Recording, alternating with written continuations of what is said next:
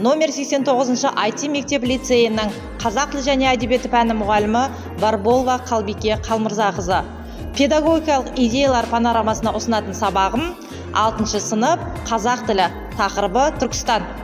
Сәлеметсіздер ме балалар? Сәлеметсіздер. Көңіл күйлерің қалай?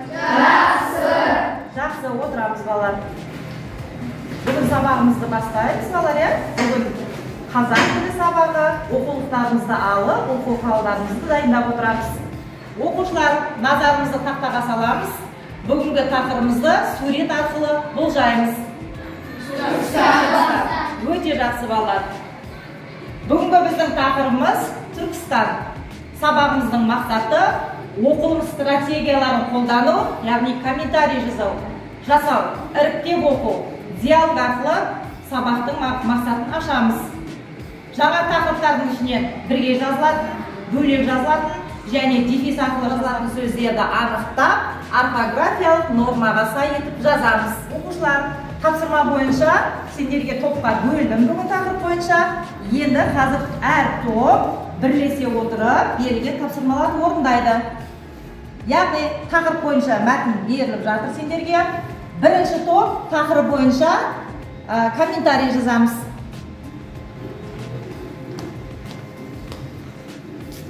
Екінші топ сіздер қала және Түркістан кесенесі туралы мәтіндерді, яғни іріктеп айтасыздар. Үшінші топ сіздер мәтін бойынша диалог сөздер құрайсыздар, яғни диалог құрайсыздар. Төртінші топ сіздерге мәтіннен бірге жазылатын, бөлек жазылатын және дефис арқылы жазылатын сөздерді анықтап теріп жазасыздар. Орындауға 10 минут уақыт береді. Тапсырманы тиянақты, тыңғылықты, дұрыс орындаймыз.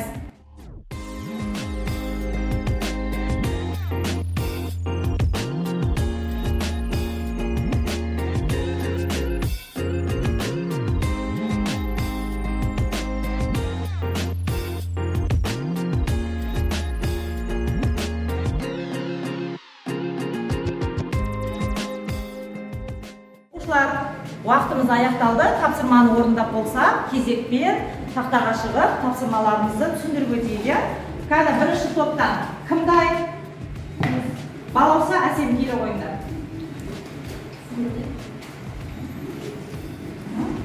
Сендердің топтарына берілген тапсырмалары? Біздің топқа берілген тапсырма мәтіннен комментарий алу. Ал?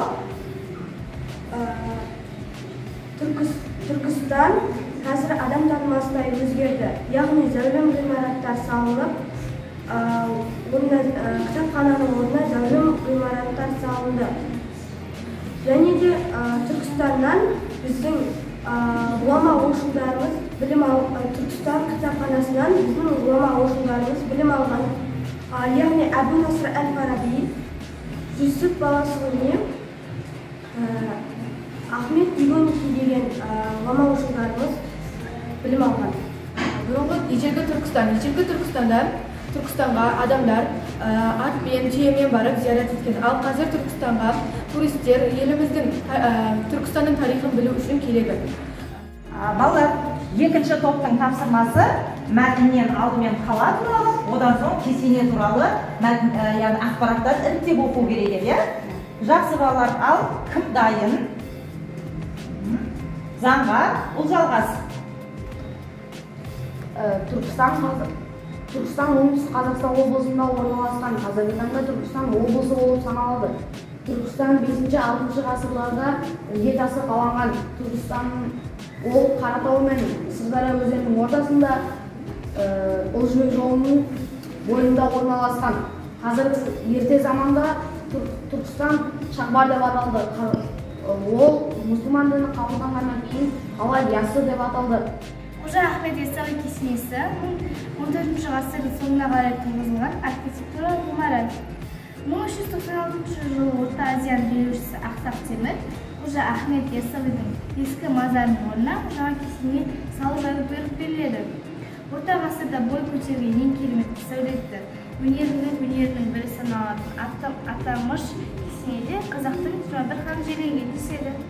Біздің топқа берілген тапсырма диалог құру. Каусар, Түркістан қаласы қандай қала екенін білесің бе? Түркістан күніне әдемі көрікті қала. Олай болса, Түркістан қай жерде орналасқан? Түркістан Қаратау мен Сырдария өзендерінің ортасында орналасқан тұңғыш бет бойында. Түркістан көне атаулар қалай еді? Түркістан көне атаулары Яссауи шаһар. Ендеше Қожа Ахметтің ұстазы кім болған? Қожа Ахметтің ұстазының есімі Арыстан болған. Негізі бұрын түріктер мекені деп қай жерді атаған еді? Түріктер мекені деп Түркістан қаласын атады. Кесенеде қазақтың неше қаны жерленген деседі? Түркістан кесенесінде қазақтың 21 қаны жерленген. Берілген тапсырма мәтіндегі бірге жазылатын, бөлек жазылатын, дефис арқылы жазылатын сөздер. Бірге жазылатын сөздер. Екі немесе үш түбірде мағыналы сөз құрайды. Біз бұларды біріккен сөздер деп атаймыз. Біз осы ережеге сүйене отырып, мына сөздерді анықтадық. Ақсақал, көріпкел, мұражай. Түркістан мәтінінде күрделі атаулар бар. Біздің топ күрделі атауларды ережелерге сүйене отырып тапты. Бұндай күрделі атаулар оңтүстік Қазақстан облысы, Түркістан қаласы, Сырдария өзені. Мәтін бойынша бізге бірге жазылатын, бөлек жазылатын, дефис арқылы жазылатын сөздерді берілген болатын. Дефис арқылы жазылатын сөздер мәдениет мұратай, тарихи мәдени, Сауд Арабиясы. Оқушылар, бүгінгі сабақтан алған әсерлерімізді білдіріп, яғни мұғалімге маған хат жазамыз.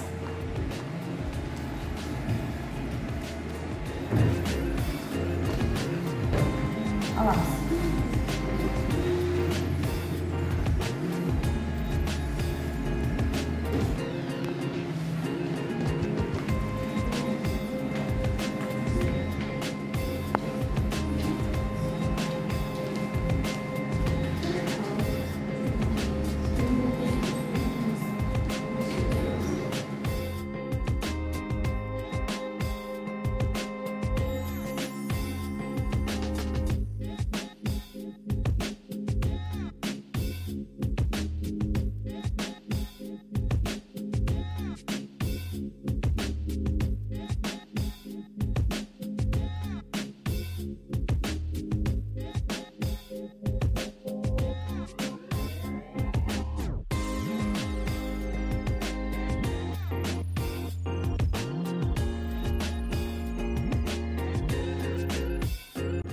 Осымен сабағымыз аяқталды оқушылар. Үй тапсырмасы 16-ші бет 4-ші тапсырма.